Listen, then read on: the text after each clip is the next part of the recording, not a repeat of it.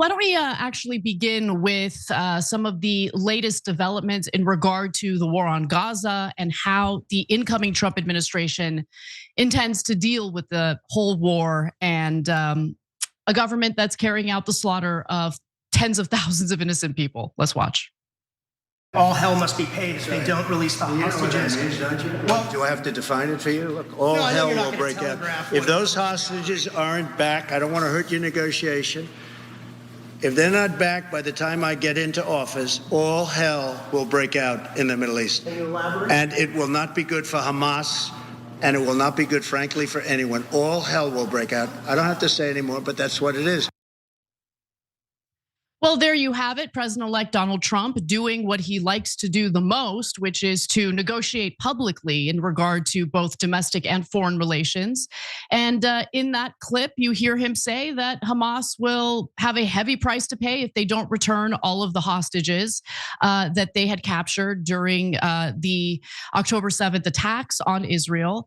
Now, there are some interesting details here because it's not just what Trump said there. It's also what we're hearing from other members of his incoming administration, which we're going to get to in just a moment. But before we do, if you're wondering who the gentleman standing next to him is, it's Steve Witkoff. He's an American real estate investor who Donald Trump has chosen to be part of Donald Trump's Middle East envoy. And so I don't know how being a real estate investor makes you qualified for that position, but nonetheless, that's who we're talking about here.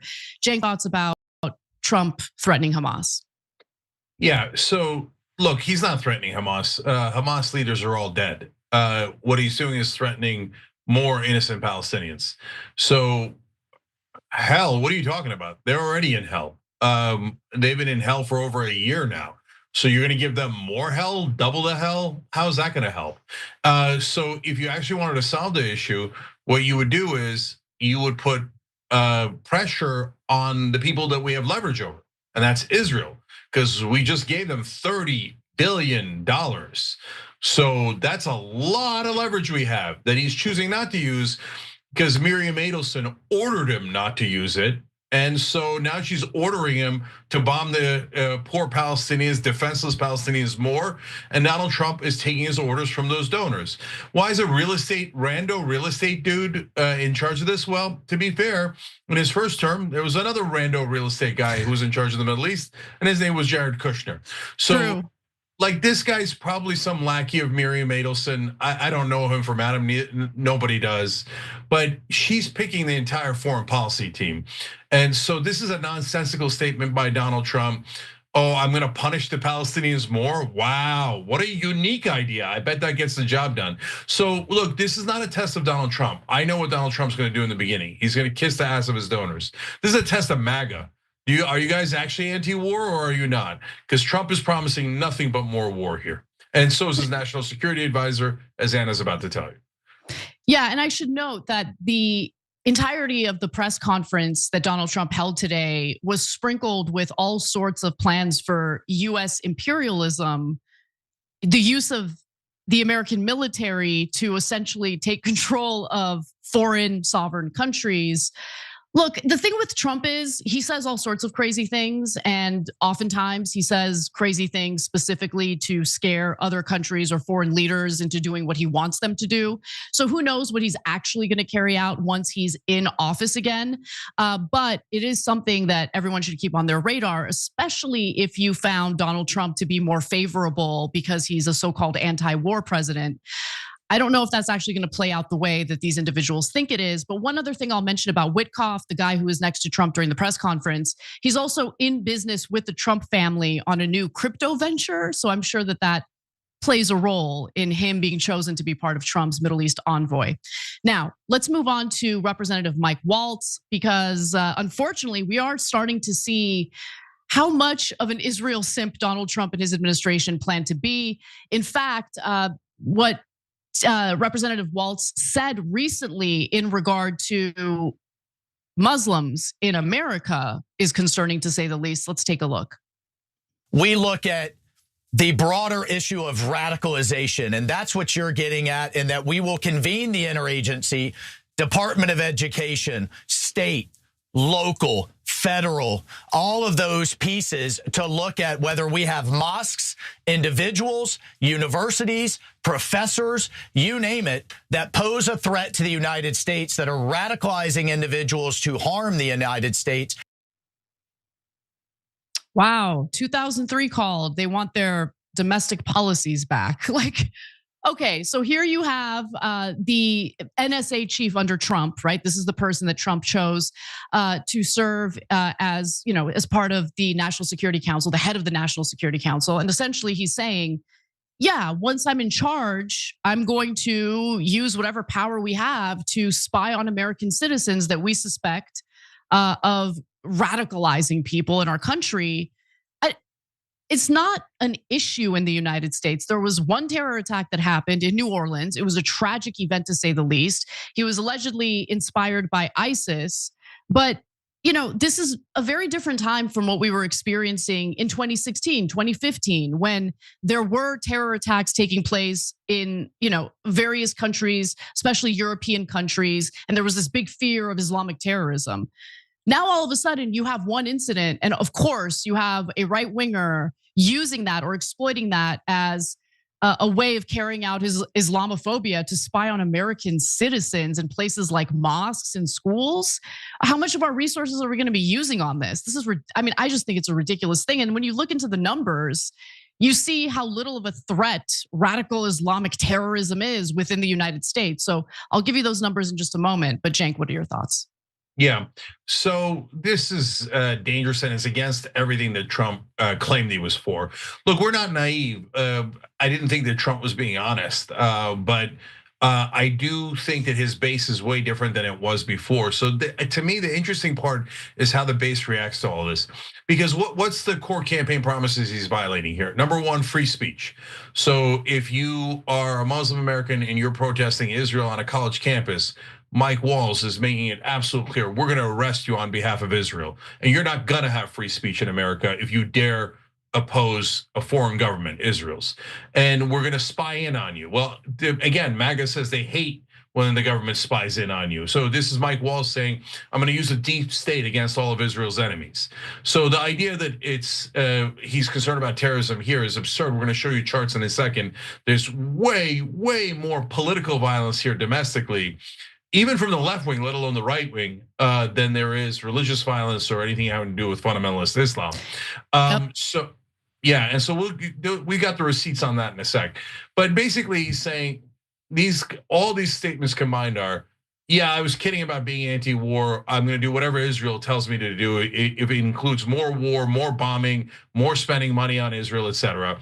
I was kidding about being for free speech. No, I love cancel culture as long as we're canceling Muslims and we're canceling people on behalf of Israel, and never meant anything about free speech or any of that. So this is hypocrisy defined. But look, Trump in the beginning is definitely going to do whatever his donors tell him first and foremost. And in this case, his third largest donor is Miriam Adelson. And if you take the Adelson family, they have donated more to him than anyone else, including Elon Musk. So this is him saying, thank you, Miriam. I will serve you dutifully, Miriam. And the only thing that could turn him around is the MAGA base. If the MAGA base says, no, this isn't what we asked for, maybe he turns around. Otherwise, God help the Palestinians, God help Muslim Americans, God help anyone who dares to disagree with Israel. Yeah, I want to be clear. This isn't about protecting Americans from radicalization at all.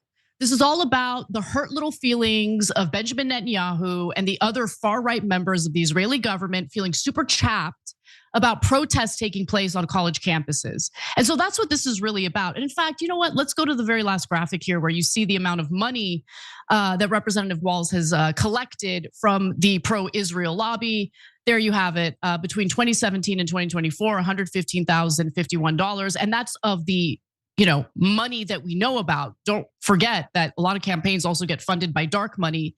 And so that's really what this is about. It's not about protecting Americans. It's not about doing what's right for the American people. It's about serving the Israel lobby and making sure that the far-right members of Israel's government don't get their feelings hurt over college students protesting the way that they're prosecuting that brutal war on Gaza. Now, with that in mind, there's some more details about Representative Waltz and what he's been saying. So during a hit on Sunday's episode of Life, Liberty, and Levin, titled "Mark Levin: More Americans Will Die If We Don't Acknowledge Being in a War with Islamic Terrorism." Okay, I'm going to stop right there.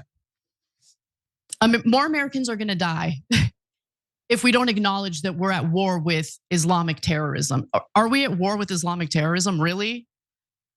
It's fear mongering, and it's so reminiscent of Bush era garbage.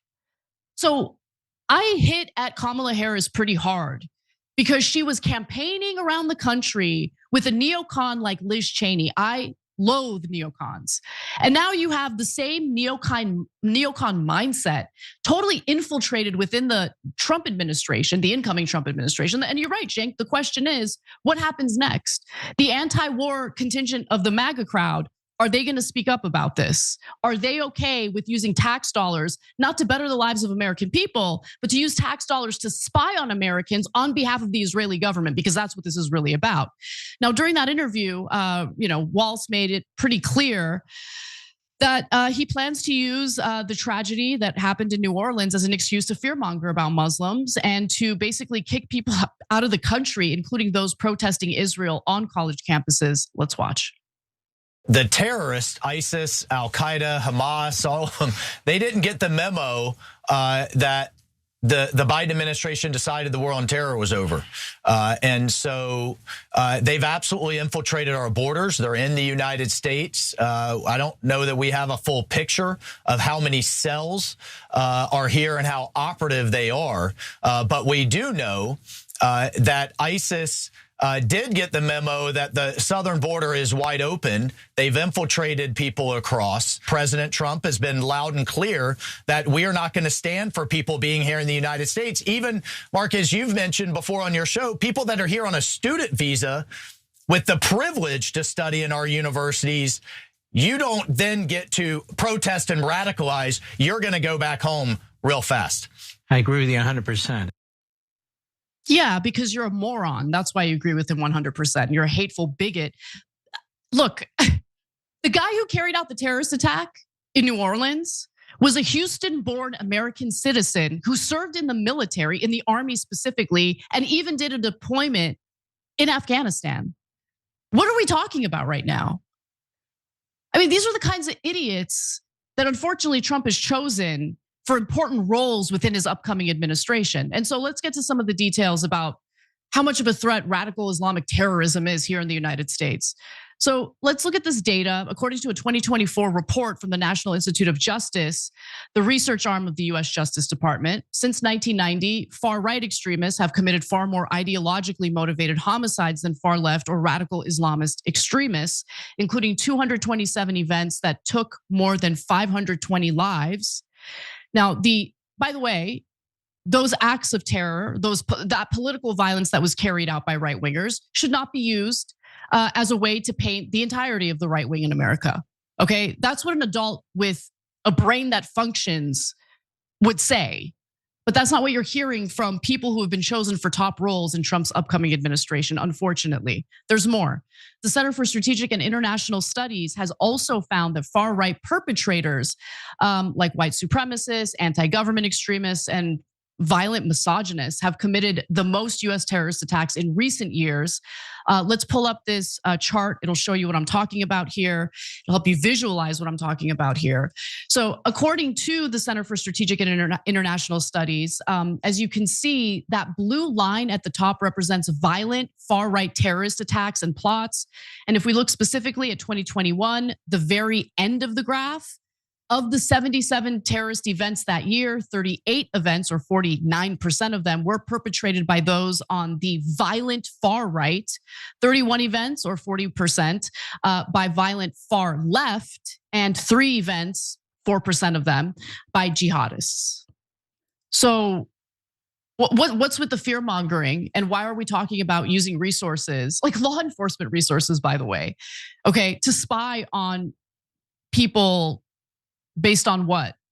Based on their disagreement with how Israel is prosecuting this war in Gaza? It's ridiculous. Yeah. By the way, final thing I'll read to you, Cenk. So violent far-right extremists have been responsible for 94 of the 108 terrorist fatalities, or 87% in the United States in the past 5 years. Yeah. So again, the MAGA reaction here is super important because if you believe the logic of Mike Waltz, you'd say, well, since there's so much more far-right extremists and terrorist attacks than Muslim attacks, we have to infiltrate the right wing. We have to go into their churches, their places of education, wherever they congregate. We have to arrest them. We have to stop them from speaking. This is Mike Waltz's logic. It's not my logic. I hate it. I don't want the right wing infiltrated. I don't want the left wing infiltrated. I don't want any religious group infiltrated. But the thugs are back. The neocon thugs are back. So you've got Mike Waltz, you got Huckabee, you got Stefanik, you got Marco Rubio. They're totally in charge of foreign policy, totally team Israel. And now you've got Mark Levin, the show that he was on. Just for him, Israel's #1, America's like number 87 at best, right? So he prioritizes Israel over everything. So if the MAGA base then says we're good with it. We kicked out Liz Cheney and Dick Cheney, but that's just because they were opposed to Trump. But actually, we love neocons and we love discriminating against people based on religion. We love cancel culture. We love spying in on American citizens. We were just lying about everything. We were totally lying. As long as Trump and frickin' Mark Levin and Mike Waltz tell us to, we'll all turn back into war hawk neocons and we'll say America second, maybe, and Israel first. Okay, then I was wrong about the MAGA base, and they're like the old MAGA base, and they'll follow anything their cult leader tells them. But I don't think so, and I think that, and here I'm going to say something even more outrageous, and people can say, oh no way, that's never going to happen. But I think Netanyahu is wrong.